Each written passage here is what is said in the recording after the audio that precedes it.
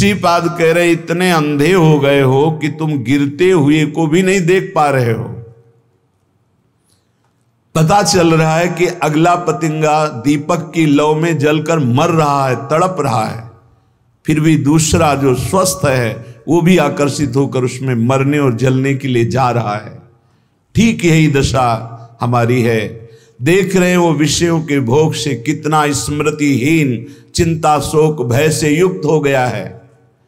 देख रहे हैं वो विषयों के भोग की लालसा से जेल गया, नरक गया, अमुक दुख भोग रहा है, फिर भी हम उसी की तरफ जा रहे हैं। देख रहे हैं कि इतने दिन भोगते होने पर भी कोई सुख नहीं, फिर भी उसी की तरफ जा रहे। धिक्कार है बुद्धि को। श्रीपाद कह रहे वाधिर्यम गुरु शास्त्र मित्र वचने स्वाश्चर्य में श्रुति।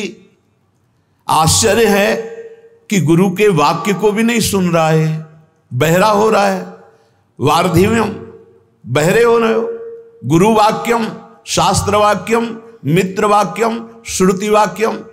न वेद की बात सुन रहे हो, न पुराणों की बात सुन रहे हो, न संतों की बात सुन रहे हो, न गुरु की बात सुन रहे हो, न सच्चे मित्र की बात सुन रहे हो। बस वही मनमानी आचरण करते चले जा रहे हो, भोगों में फंसते चले जा रहे हो।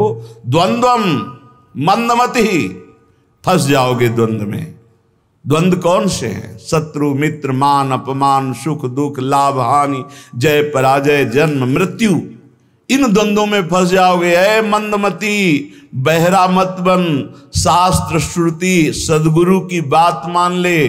भोगों में सुख नहीं है। जब धर्म पूर्वक भोगों को भोगा जाता है तो वैराग्य बढ़ता है, और अधर्म पूर्वक भोगों को भोगा जाता है तो वासना बढ़ती, राग बढ़ता है, काम बढ़ता है। नष्ट हो जाओगे। कहीं आज तक किसी को सुख नहीं मिला। जब मिला तो अंतर्मुखता में अपने हृदय में विराजमान सच्चिदानंद भगवान के चिंतन से मिला। घोरतम दुख है इस संसार में। तुम्हें केवल पुण्य बल से सुख दिखाई दे रहा है। जहां तुम्हारे पुण्य नष्ट हुए कितना दुख है तुम्हें पता नहीं। आज पुण्य बल है इसलिए तुम्हें लग रहा है बड़ी मौज है, लेकिन कल आने वाला है पाप का फल, दुख बड़ा भयानक, जो विपत्ति, संकट, नाना प्रकार की दुर्दशाएं। फिर नहीं, बस चलता फिर तो अगर अभ्यास भजन का है तो उस दुख समुद्र को पार कर जाओगे, नहीं डूब जाओगे उसी में डूब जाओगे। इतना दृढ़ अभ्यास कर लो कि भारी से भारी दुख में भी राधा राधा राधा ये कभी नाम न छूटे। तो जैसे आप रस्सी का सहारा पकड़ लिए हो मजबूत, तो आप डूबने नहीं पाओगे, वो आपको पार कर देगी। ये दृढ़ नाम की डोर है, नाम की डोर पकड़ लो। ये भगवान के चरणों में आपको पहुंचा देगी संसार समुद्र से पार करके। नहीं, घोर दुखमय है, अभी आपको अनुभव में नहीं आ रहा। इसलिए एक्सीडेंट हुआ, कहीं का लोहा कहीं घुस गया, फंसा पड़ा है, कितने घंटों में तड़प तड़प के वो मर रहा है। तुम्हें क्या पता वो कितना कष्ट भोग रहा है, कैसे कैसे कष्ट हैं, कहां तक वर्णन करे। रोगों के भयानक कष्ट हैं। यंत्रणा नरक की, यंत्रणा जेल की, यंत्रणा इस शरीर के नाना प्रकार के कुविचारों की। बहुत दुख है। मलिन अंताकरण होने के कारण जो सुख समुद्र प्रभु उनसे विमुख होकर दुख की तरफ चल रहे हो। भाई दुख है, घोर घोर दुख। देखो महापुरुष कह रहे घोर दुख, हमें अच्छा दिखाई दे रहा है। यही हमारी बुद्धि भ्रमित कर रही। हमको अभी अपनी बुद्धि की बात न मानकर गुरुजनों की बात माननी होगी। दुख घोर घोर दुख, और उधर ही बढ़ रहे हैं हम, उधर ही बढ़ते चले जा रहे। ध्रुवम परिवृतम, परम सत्य है, भोगोगे दुख अगर भगवान का भजन नहीं किया, भगवान की शरण में नहीं हुए। यस्यादि मध्यांतिमम, जिसमें प्रारंभ में दुख, मध्य में दुख, अंत में दुख। संसार का कोई भी भोग तृप्त तुम्हें नहीं कर सकता। अविनाशी के बच्चा हो, प्रकृति से तृप्त नहीं हो सकते, परमात्मा से ही तृप्ति का अनुभव होगा। योत्यंतासु विनश्वरोति निरता यत्रापि वित्सु कराह। ये जितना तुम देख रहे हो सबका विनाश होगा। पक्का। इधर दीवाल है, इधर 50 जानवर हैं, हरी हरी घास खा रहे हैं, और दीवाल के पीछे गड़ासे में कटते चले जा रहे हैं। घास खाने वालों को यह पता नहीं कि हम भी नंबर में हैं। ठीक ऐसे ही ये सुख की छाया की दीवाल डालकर माया मुझे फंसाए हुई है, और काल काटता चला जा रहा है, विनाश करता चला जा रहा है। समय, जहां समय आया आप भी मारे जाओगे। कमा लो, हरिनाम कमा लो, भगवान नाम कमा लो, परहित कमा लो, दूसरों को सुख पहुंचा लो, यही तुम्हारे काम आएगा। दूसरों से छीन झपट कर सुख लेना, मनमानी पापाचरण करना, भगवान का विस्मरण की हुई जीवन व्यतीत करना, काल आके नष्ट कर देगा। बहुत बढ़िया चांस खो दिया। ये जो मानव देह है बहुत बढ़िया चांस है, जो चाहो आप बन सकते हो। श्रीपाद कह रहे हैं, जिन भोगों के लिए तुम लालायित हो रहे हो विट सूकरा, ये उन सब नीच पशु पक्षियों को भी प्राप्त है। 20-20 बच्चे होते हैं सूकर के। तुम्हें जितना बढ़िया मोटा गद्दा में सुख मिलता है, उसको कीचड़ में मिलता है, चारों पैर फैला के आनंद से सोने में। तुम्हें जो रबड़ी रसगुल्ला खाने में सुख मिलता है, उसको बिष्ठा में मिलता है। जैसे तुम्हें मैथुन धर्म में सुख मिलता है, ऐसे उसको भी मिलता है। जैसे तुम्हें अपने बच्चों से प्यार, उसको। अंतर क्या रह गया? अगर परमात्मा का भजन नहीं हुआ तो तिनते खर सूकर स्वान भले, भले इसलिए कि अपने पाप कर्म को भोग कर ऊपर उठ रहे हैं, और तुम मानव देह प्राप्त करके, भजन न करके, पाप कर्म करके नीचे जा रहे हो। मानव देह प्राप्त करना बहुत दुर्लभ विषय है। दुर्लभ हो मानुषो देहो। इसलिए श्रीपाद कह रहे, योत्यंत्यासु विनश्वरोति निरता। चाहे तुम पत्नी से प्रेम करो, पति से प्रेम करो, पुत्र से प्रेम करो, परिवार से प्रेम करो, जगत से प्रेम करो, कब कौन बिछुड़ जाए कोई भरोसा नहीं। क्यों?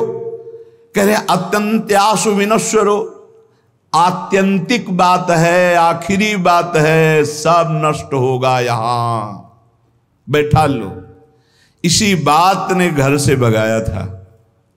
यही बात पूर्व जन्म के किसी सुकृत भजन के प्रताप से बाल्यावस्था में दिमाग में छा गई। वो ऐसे छा गई कि किसी से कह नहीं सकते थे अपनी बात। कैसे तुम्हें बताए? एकांत में चले जाते हो रोते, एक अव्यक्त पीड़ा, कोई हमारा नहीं, सब कोई जाएगा। आखिरकार है कौन जो मेरा साथ देगा? मेरा है कौन? तो बार बार उत्तर आता, भागो, इस संसार से भागो। एक भगवान हैं जिनको प्राप्त करने के बाद ये प्रश्न खत्म हो जाएगा। भागो। कोई ऐसा थोड़ी कि समस्या, कोई दुख, कोई घटना।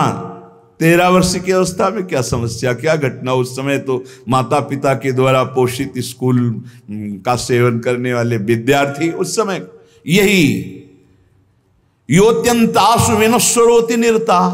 सब मरेंगे, सब नष्ट होगा, और सब मर गए। जिन जिन को अपना मान रहे थे सब खत्म। अगर प्रभु की शरण में ना हो तो यहां जिस जिस को अपना मान रहे हो सब छूट जाएगा। इस शरीर को अपना मान रहे हो वो भी छूट जाएगा। तो क्या करने आए हो? बोले सच्चिदानंद की प्राप्ति करने के लिए ये मानो साधन धाम मोक्ष कर द्वारा। यत्रापि विटसूकरा विणमूत्रादिमलम छरत्य विरणम द्वारैर्मुहुर्वीक्षते। वीक्षते, देख कहां आसक्त है? जहां से मूत्र निकलता है, जहां से शौच निकलती है। विणमूत्रादि मलम छरत्य विरणम द्वारैर्मुहुर्वीक्षते।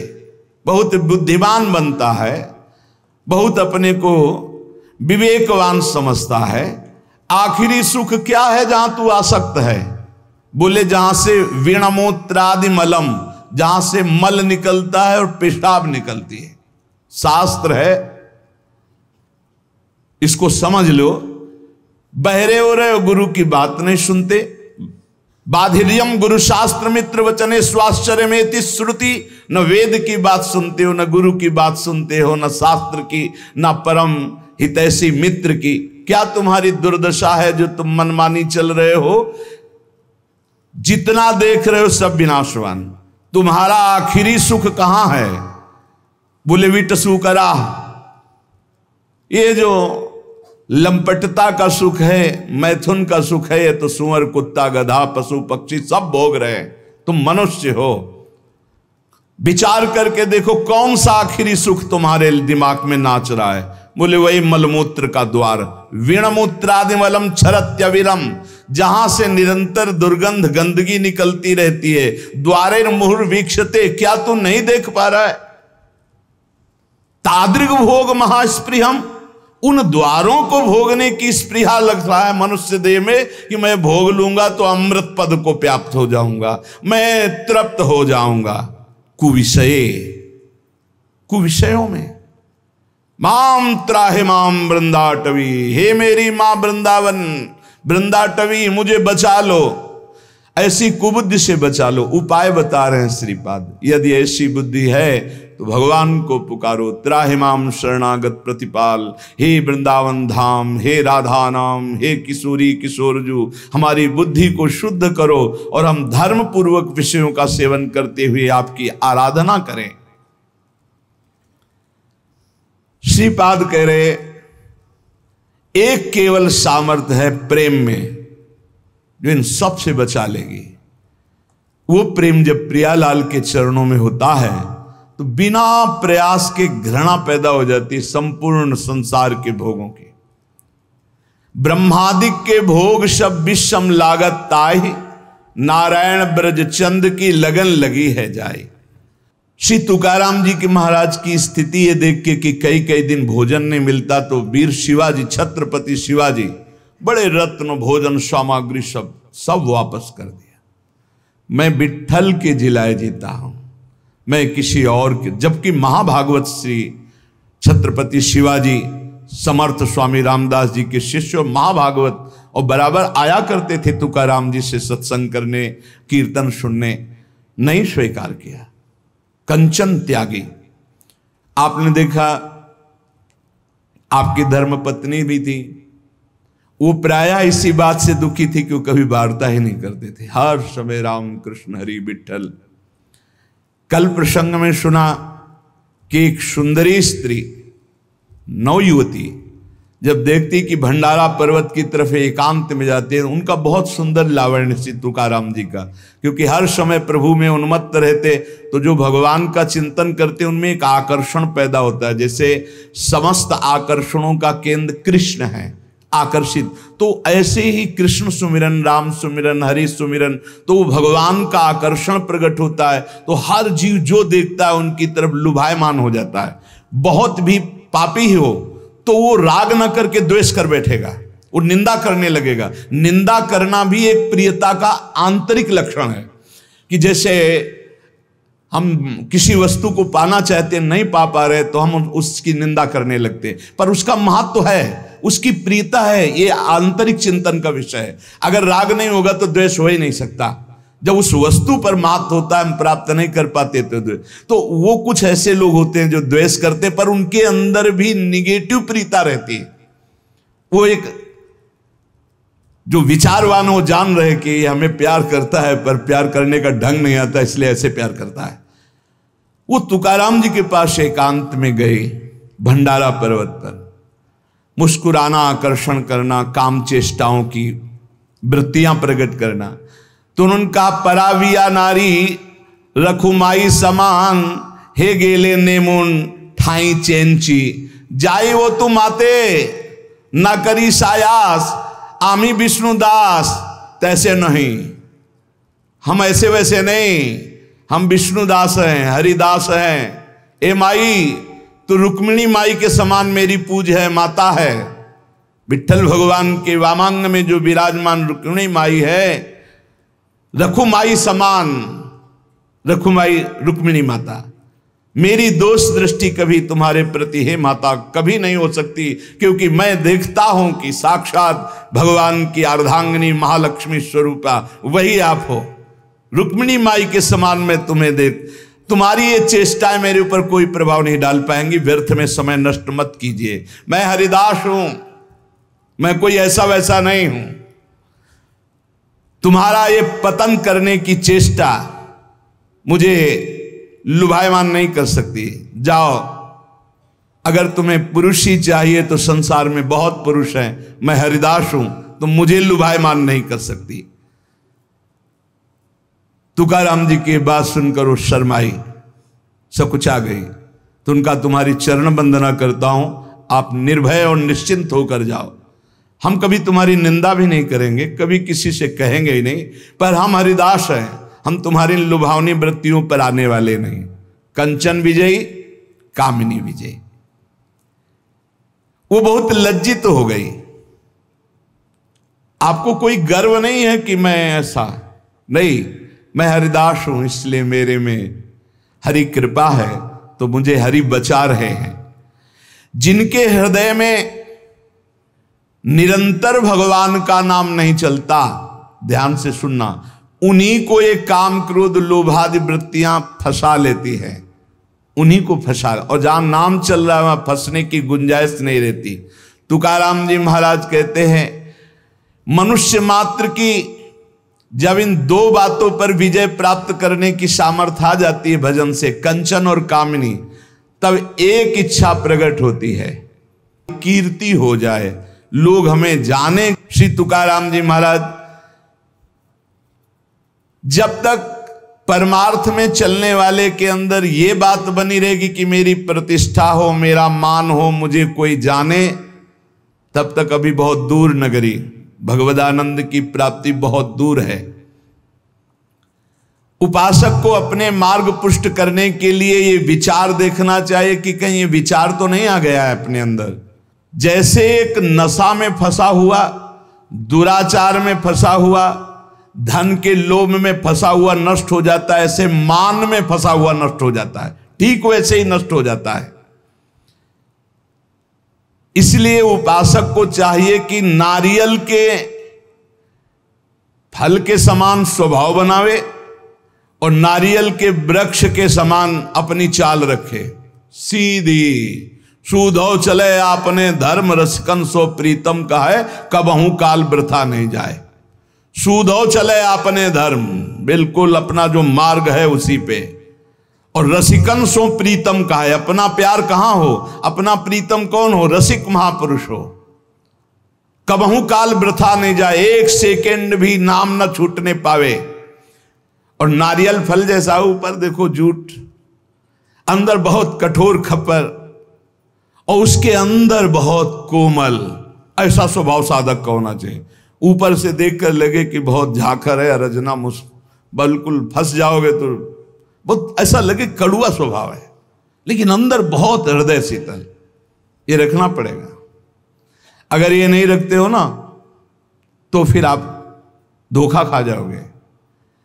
महापुरुष कह रहे हैं, ऊपर से नारियल वाला स्वभाव, जूठ देखो कितना कठोर जूठ, उसके ऊपर कठोर कवर, फिर अंदर मलाई जैसा एकदम, अंदर हृदय बहुत कोमल, लेकिन बाहरी स्वभाव रुक्ष। रुक्ष का मतलब किसी को गाली देना नहीं, बाहरी दिखाई दे, सरस नहीं है ऐसा दिखाई देना।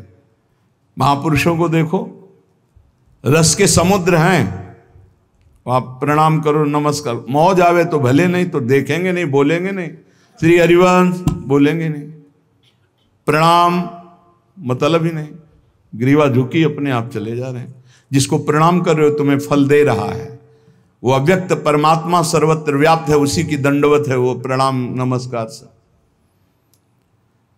सत्य और असत्य, इसका जिसको ज्ञान है वो कभी अपनी मान प्रतिष्ठा शरीर की स्वीकार ही नहीं करता है। निसंग जो बना रहता है और जिसमें किसी तरह का संकोच न हो, कभी कभी संकोच में साधक मारा जाता है, अपनी बात कहना चाहता है पर बहुत हृदय कोमल है। ये हमारी प्रार्थना है कि ऐसे साधक, ऐसे संतों से बहुत संभल कर व्यवहार करना चाहिए, जिनका बड़ा संकोची स्वभाव, उससे हमारी हानि हो जाती है। वो कहना चाहते हैं पर संकोच के कारण कह नहीं पाते। यदि किसी से खबर दे दे, किसी से सूचना मिल जाए, हमको ठीक वैसे चल देना चाहिए। ये नहीं कि डायरेक्ट वो हमसे बात करें, क्योंकि हमने देखा है महापुरुषों का बड़ा संकोची स्वभाव होता है। मैं सीधे कहूं इसे दुख ना पहुंच जाए, या आप बोल देना ना, समझो आप वो कितना संकोच में है कि वो आपसे सीधे ना बोलकर किसी से कहला रहे। महापुरुषों के जरा सा संकेत पर वैसे ही खड़े हो जाना चाहिए, वैसे ही चलना चाहिए। ये नहीं सोचना चाहिए उन्होंने तो नहीं कहा डायरेक्ट हमें, नहीं, बहुत संकोची स्वभाव होता है। जब संतों की सेवा करे तो फिर पता चलता है कितना संकोची। और एक स्वभाव और होता है, बहुत ही निरपेक्ष उदासीन। अगर संकोच वाली बात नहीं माने तो फिर जो उनका स्वरूप आएगा वो आप सह नहीं पाएंगे। दोनों हमने देखे, 1 2 3, यहां तक तो संकोच चलेगा, इसके बाद जो अपने स्वरूप में आए तो आप सह नहीं पाओगे। इसलिए पहला संकेत समझ लेना चाहिए। महापुरुषों का पहला संकेत, उनकी रुचि क्या है, उनकी रुचि में रुचि मिला दे तो मान, कामिनी, कंचन सबसे बचा लेते हैं। अगर कोई आज तक बचा है तो हरि कृपा गुरु कृपा से बचा है।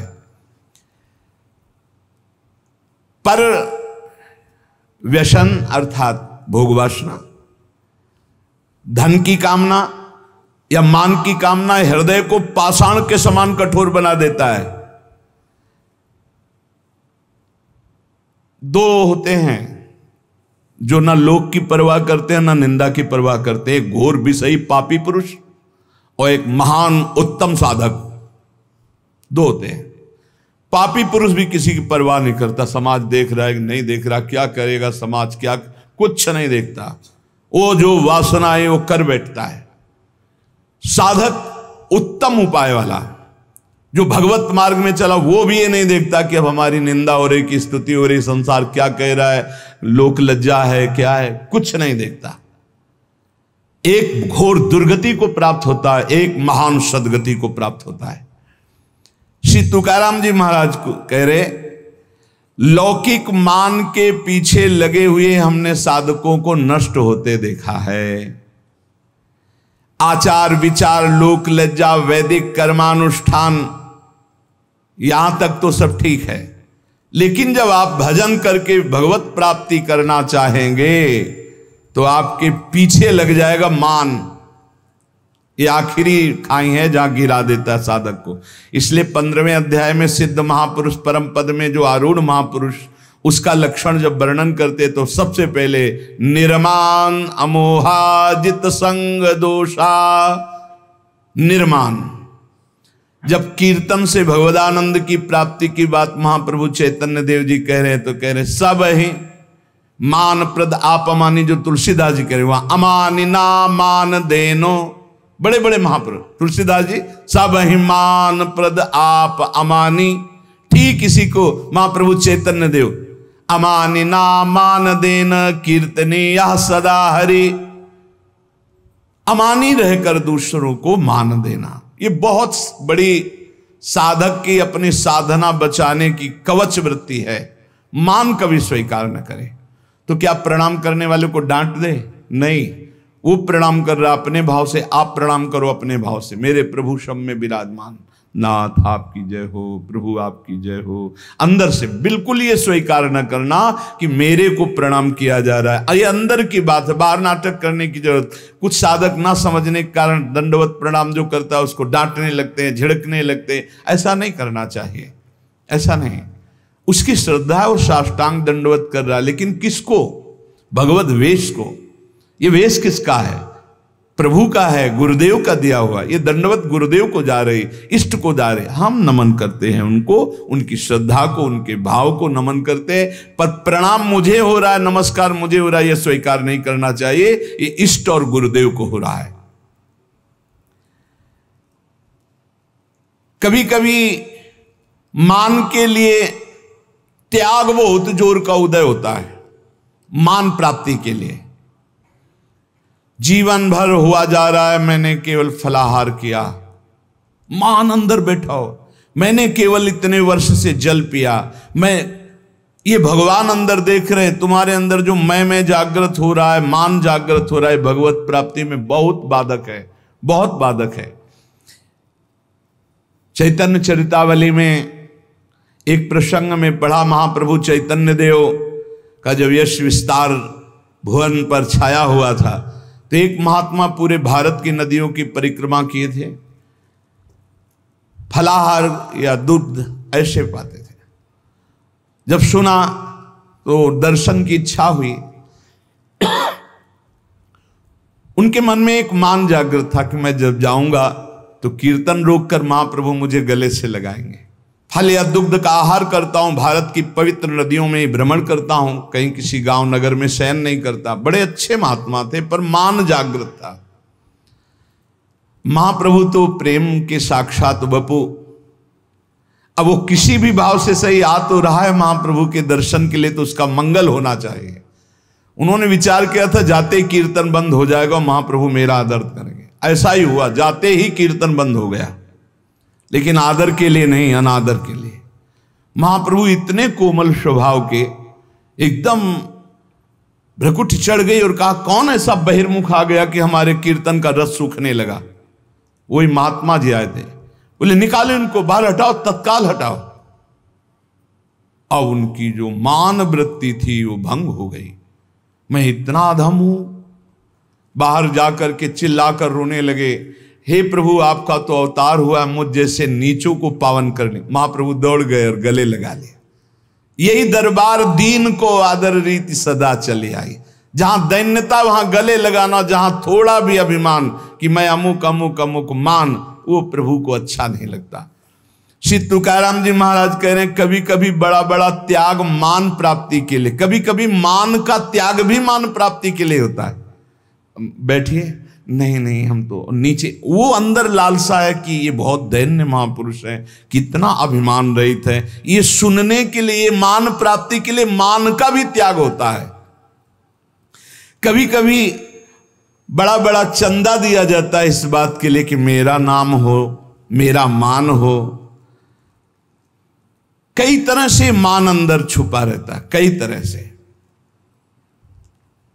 जन्म की सार्थकता का स्वरूप है मान का त्याग हो जाना।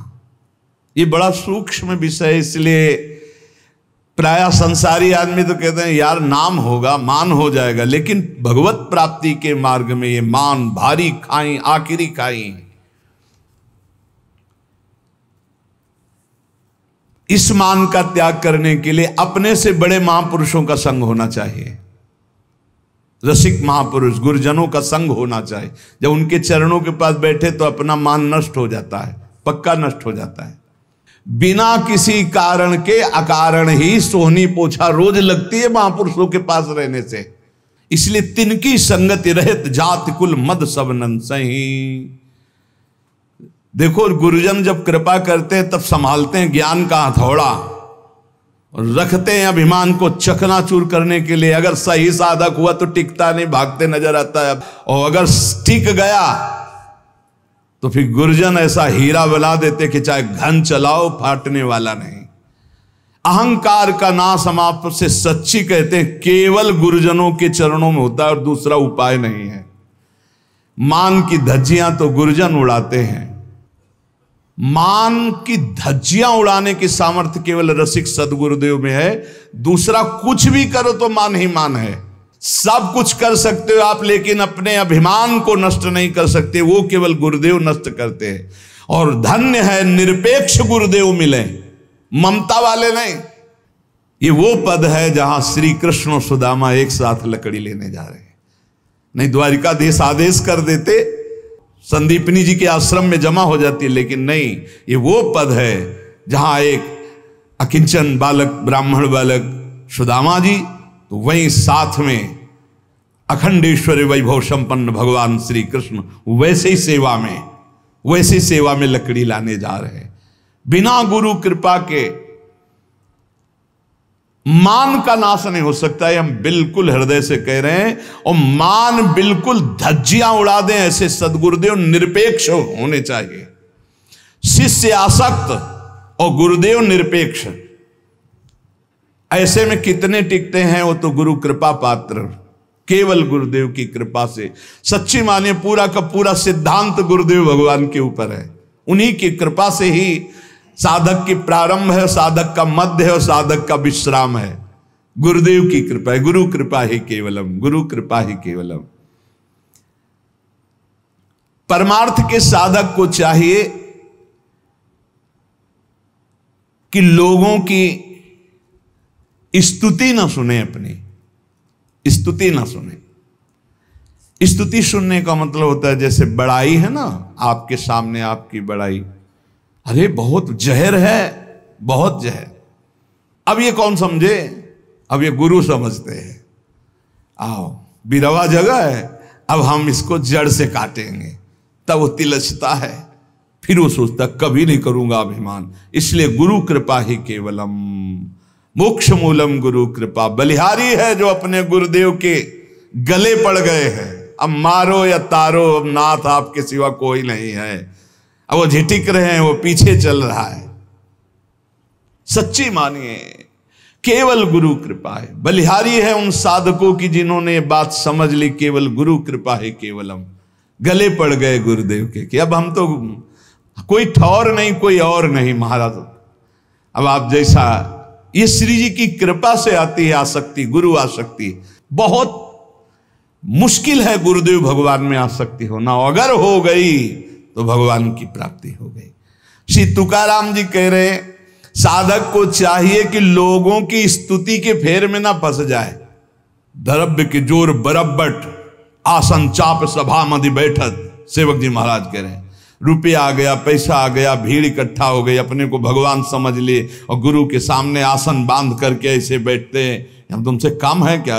गई गई गाड़ी गई, दुर्गति को गई, नरक को गई, बनी बनाई सब बात बिगाड़ दी ये लोगों की। इसीलिए श्रीपाद कह रहे सम्मानम कल्याति घोर गरलम नीचापमानम सुधा। सम्मान ये बहुत बड़ा जहर है जो परमार्थ से भ्रष्ट कर देता है, अगर साधक समझ पावे। बहुत बचना भाई, बहुत बचना। संसार के लोग दुमहे होते हैं, तुकाराम जी कह रहे हैं। अब सुनो कैसे होते हैं ये। दो मुहे होते हैं, दो मुंह वाले होते हैं। दो मुंह मतलब एक जबान में दो बात।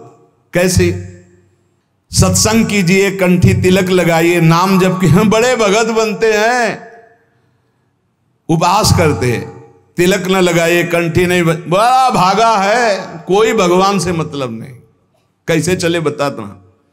बड़ा विचित्र संसार कह रहे दुमहा है। अगर वो संसार के किसी भी से कोई मतलब न रखकर एकांतिक सेवन करते हुए अपना सोचे कि जीवन में उद्धार कर लूं तो चैन नहीं, और अगर संसार में रत होकर के तो भी चैन। संसार क्या बोलेगा? तुकाराम जी कह रहे ये दुमहा है, ये मालेगल है। वो तो जो लिख रहे कि अगर लड़का नहीं हुआ तो उसको कैसे कैसे शब्द सुनने पड़ते, अगर दो चार बाल गोपाल हो गए तो कैसे कैसे शब्द सुनने पड़ते। तुकाराम जी जैसे मृदंग दोनों तरफ से बजता, ऐसे संसारी दोनों तरफ से दुमही बात करते हैं। इसलिए हमारी प्रार्थना है कि साधक संसार की बात न सुने। अगर हरि मार्ग में, भजन मार्ग में आगे बढ़ना है तो इनकी बातें ना सुनो। ये 2 मिनट भगवान कहेंगे, तुम्हें अवतार कहेंगे, तुम्हें सरकार कहेंगे, और 2 मिनट बाद सरकार के ऐसी जगह खड़े कर देंगे जहां से तुम भगवान का मार्ग पुनः कभी नहीं प्राप्त कर सकते। बहुत भ्रम पैदा हो जाएगा।